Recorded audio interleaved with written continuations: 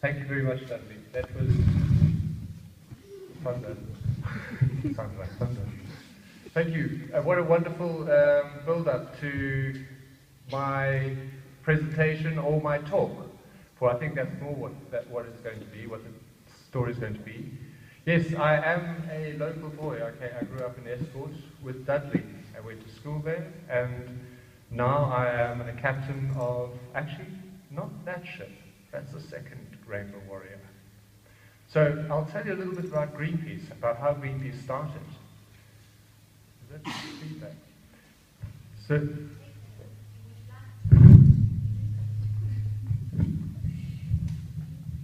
that's better. So Greenpeace is an environmental group, and it's an old environmental group. It's been around for like 45 years now. And the way it started was because there was a bomb. The Americans were making a nuclear bomb. And nuclear bombs, they don't just blow up a tank. They blow up cities, and they hurt the boys and the girls and the families.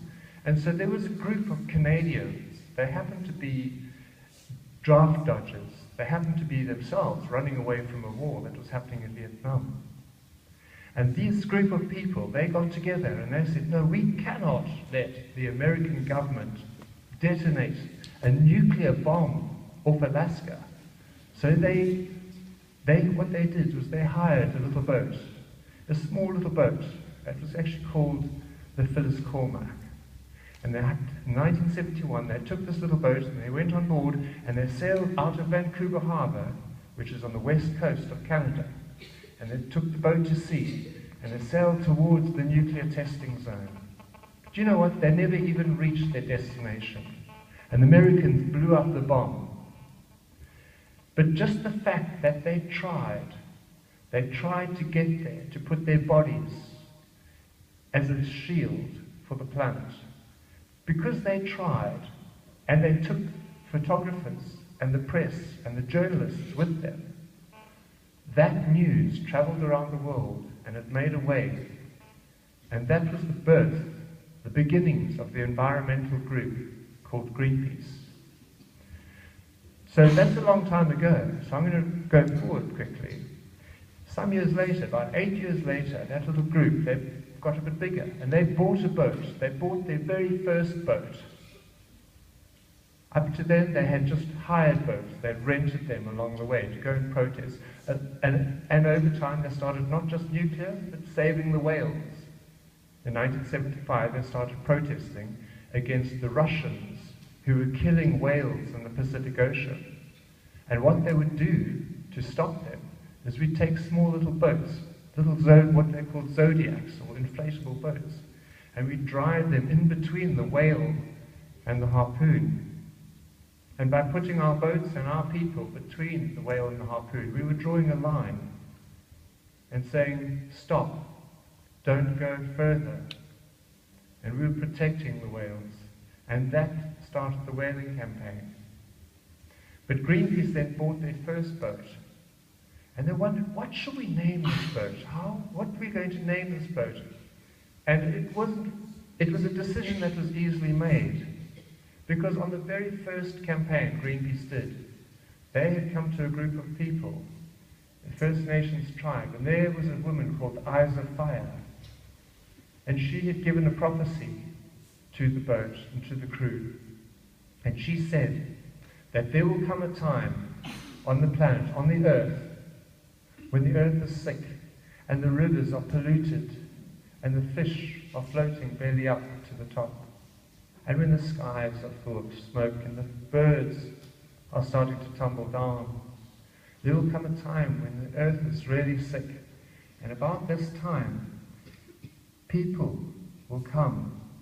They will rise up and they will join together from all the different colors, all the religions, all the different nations and cultures. And they will know one language. And they will rise up and they will be to defend the planet, to protect the earth, and they will be known as the warriors of the rainbow. And so it was that Greenpeace named their first boat Rainbow Warrior. And that boat sailed for 7 years, from 1978 until 1985. And then something really big happened. In 1985, that Rainbow Warrior was in Auckland Harbour, which is in New Zealand. And do you know what the French were trying to do? The French wanted to do what the Americans had been doing earlier. They wanted to blow up a nuclear bomb. They wanted to blow up a bomb on an island in the Pacific Ocean as a test. They were trying to see how big they could make a nuclear bomb. But even if it's on a remote island, it's still really bad, because it would blow the whole island apart. And all the fish would become radiated. And that pollution of radiation would go on for years and years. And so the Rainbow Warrior decided they were going to stop this from happening. And what they did was, they didn't get to do what they did. Whilst they were alongside the Auckland Harbour in New Zealand, they were putting on the vegetables and the food that they were going to need. They were going to have to go to sea for 2 months. So they were stocking up on everything they would need, filling up with fresh water. And one night, at about 11 o'clock at night, the crew were on board, and they were actually celebrating a birthday party. One of the crew had had a birthday party. And late at night, 2 French Secret Service frogmen swam underneath the water, and in their hands they had bombs. And they put one bomb underneath the water, just next to the engine room, and they put another bomb just beside the rudder, that part that steers the ship. And they swam away. And then, without even phoning the ship to say, "There's a bomb on your boat," they detonated the bomb and they exploded it. And the ship lurched over to the side and sank right there in the harbour. And unfortunately, one of the crew, the photographer, was killed in the explosion. And that was the end of the Rainbow Warrior 1. But Greenpeace didn't stop, and that wasn't the end of a Rainbow Warrior. What happened next was the French were found guilty. They were caught really quickly. And in fact, the 2 spies were in their car and they were trying to get to the airport. And when they got to the airport, they handed in their hire car.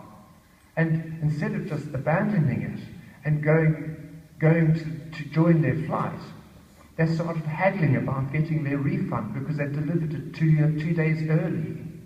And they wanted to claim an expense claim when they got back to France. And whilst they were doing that, they were recognized. And they were caught, and the police apprehended them and put them into jail. And they served 2 years on a French island before going back to France, where they were decorated for bravery. But France was found guilty of that sabotage, of that act of terror, one could call it. And they had to pay up compensation. And so the Rainbow Warrior 2, which is this boat here that you see on the screen, that was bought with blood money. That was bought with the money of the death of the photographer, Fernando Piera, on the Rainbow Warrior 1.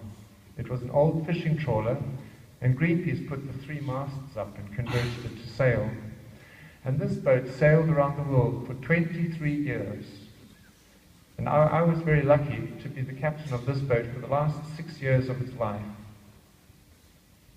And we did campaigns, like Dudley was saying. We blockaded harbours carrying from ships that were carrying coal, because we don't need to expand the coal power stations anymore because of all the carbon that's being emitted by the coal power stations. We need to turn to renewable energy, to clean solar and clean wind.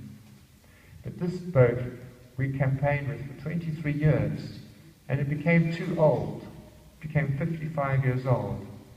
And we decided to give it to another organization in Bangladesh. And so we donated the boat to an organization called Friendship, which is a hospital charity, which has and now the boat is called the Rongdanu, which means rainbow. and it is a hospital boat in Bangladesh, and has been serving for 4 years with the hospital gynecology department, x-rays, and dental studio, and also surgery. So she carries on working, but Greenpeace then realized we need to build a new boat, and so they did. And they took all of their ideas, all of their plans that had been together for so many years, and they put them into one. I'm going to try and show you a picture of that boat. Thank you.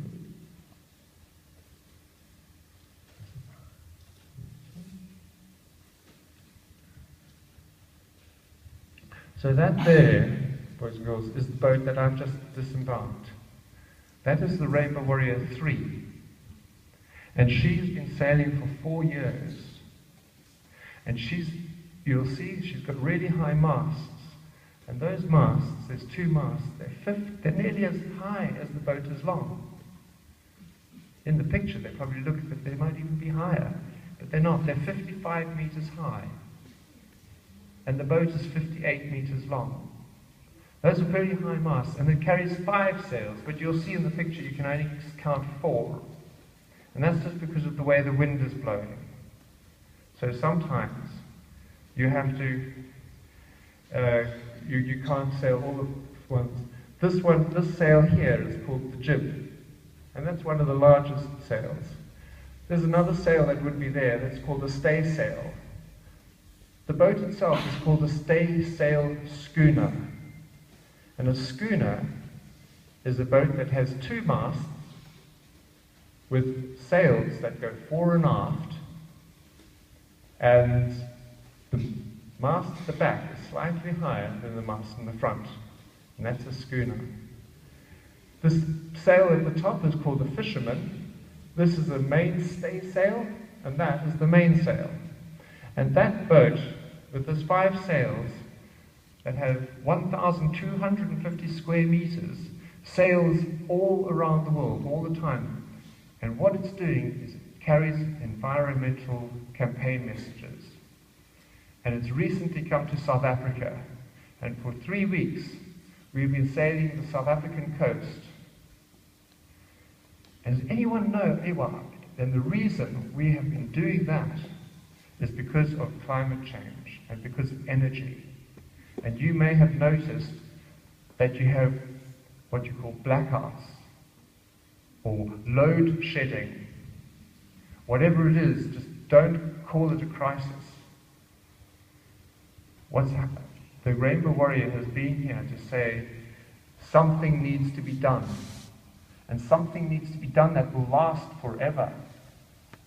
That you will be able to still have clean energy, solar energy. There should be solar panels on every rooftop, and wind energy. But whatever South Africa does, so we should not have nuclear energy, because nuclear energy is extremely dangerous and it costs the earth. So Rainbow Warrior has been on the South African coast, and we have done is we have taken the government to court to say you need to reconsider your energy mix and decide for the future of our children, for your future, what would you like? Would you like solar panels and clean wind, or would you like dirty coal and dangerous nuclear? So that's what we've been doing. And Greenpeace has 6 campaigns. This is just one of them. I'll go through the 6 campaigns quickly, which is climate and energy. That's what the boat's been doing, protecting the climate and talking about energy. Another campaign is oceans, to do with overfishing, illegal fishing, and also the killing of whales. A third campaign is forests, to stop the forests being cut down. Fourth campaign is toxics, or detox, and that talks about the chemicals that go into even dyeing your clothes. What happens to the rivers from all those chemicals? And the 5th campaign is food for life, And that's to do with organic agriculture and non-GM, which is genetically engineered. And the last campaign, and probably the most important, is the Arctic. And that's to save the Arctic and prevent drilling for oil in the Arctic. But those are the Greenpeace campaigns. And when you go home tonight, homework for today would be to go online and see what you can find out, or speak to your parents, see what you can find out about Greenpeace, and about what you could do to be part of Greenpeace in South Africa. Thank you very much.